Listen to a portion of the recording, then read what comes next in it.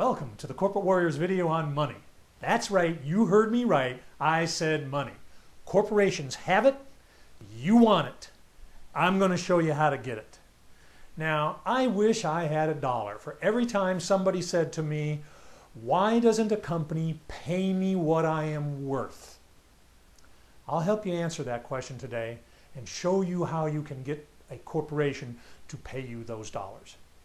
One of the things that I'm really pleased with is that all of my clients and the people that I talk with generally have a very good, strong self-worth. They really feel good about themselves, about who they are, and about the benefits they can bring to an organization, and about what they have to offer to an organization. Now, that's really positive, and that's a good beginning. Unfortunately, many of them feel, virtually all of them feel, that they are not paid what they are worth. And so we want to take a look at how we can demonstrate that self-worth to an organization so that you can get paid what you're truly worth.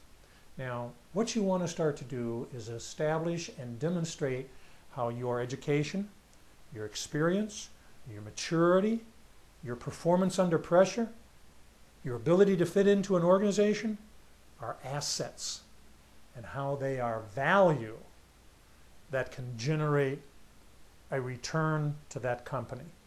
Once you establish that you have value that generates a return, then you're going to get paid what you're worth.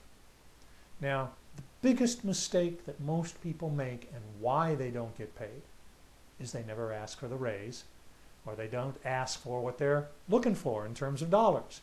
Whether you're looking for a job and getting a salary offer, or whether you're in a company trying to get the pay raise. One of the things that you do have to balance is expectation versus reality. A lot of people expect, sure, to be paid $1 million. I want to make a fortune. But reality says that given their education, their experience, their maturity, their performance under pressure, etc., that they don't quite have all of those elements to get paid maximum dollars. So the more that you can do to establish your value, the more likely you are to realize your expectations. Okay, now how can we demonstrate value? Again, we have talked about this in some of the other videos, and this is creating key accomplishment summaries. Those summaries, and I encourage you to go review the other videos and you will see how to develop those. Those summaries create a value proposition for either the person who is going to hire you or for your boss when you're trying to get a raise. If you're in a company and you're looking for the pay raise, over the course of a year prior to your performance review, develop a key accomplishment summary on every single project that you worked on. Put it into writing, into that written form that shows the problem or project or task, your solution, and the bottom line results. Then during your performance appraisal, present those written documents on your ability to perform. Then when you ask for your raise, it's going to be almost impossible for your boss to tell you that you haven't created exceptional value to the organization and give you the kind of increase that you are seeking. Okay? Now, when you're looking for a job, there are two questions that you almost always get. It is one, how much did you earn in your last job? Or two, how much do you expect in this job? You want to try to avoid answering those questions if at all possible. Recruiters and HR managers love to ask those questions and put you on the defensive. Boy, you want to try and avoid those questions if at all possible. So I want to teach you very quickly here how to negotiate like a pro. All right, there are two secrets to successful negotiations. Number one, always answer a question with a question. And number two, he who speaks first loses. So when they say to you, how much did you earn in your last position?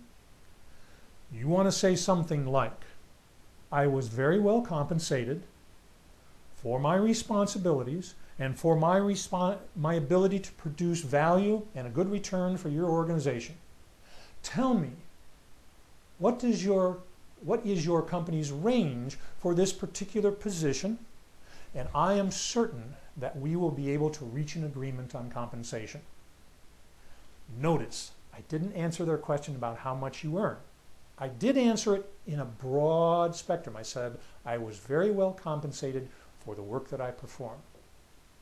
And then I answered their question with a question. It put them on the defensive to get them to give a range. Now, if they absolutely force you, if they get the club out and threaten you that you've got to give a number, then the best thing that you can do is give a range and say that the position that I worked in previously and over the last few years, I have earned an income that has varied between X amount and X amount. And the broader the range you give, the better off you are. And you might also use the phrase compensation package rather than an exact salary. That also gives you flexibility to take into account all of the other elements that go into compensation, including vacations and bonuses and other benefits that come with the position. So if they force you to, give a range instead of a specific number. When they ask you what you expect, what you should say is, I expect to be compensated for the value that I can bring to the organization based on my ability to perform. For this particular position, what is the compensation range that you have established? Once again, we answer the question with a question, and we put the burden on them to make the first move. Now, once that happens, whether you're looking for a pay raise or you're looking for good compensation in a new job, don't be afraid to ask for the income. After the company has made an offer, a nice phrase to use in negotiations is, that's very interesting. Thank you very much for your offer. Needless to say, I need to think about it and I would like to discuss it with my family. I'll get back to you in a couple of days, perhaps with questions, and respond to your offer. Thank you again. I really look forward to working with your organization, and I'll give you a call in a day or two after I discuss this with my family. Then when you call back, you can say to them, thank you very much for your offer. Based on my ability to perform, and you saw my accomplishments and how I can drive revenue or cut costs, I was anticipating that your offer would be somewhat higher. Do you have room to move? That's a very powerful question. Do you have room to move? Again, it puts the onus on them to come back to you with another offer. You will be absolutely amazed at how many times either your boss or the hiring manager comes back to you with a higher offer. So take the initiative, ask good questions, let people know your value, and then I'm certain you'll get the kind of income or pay raise that you deserve.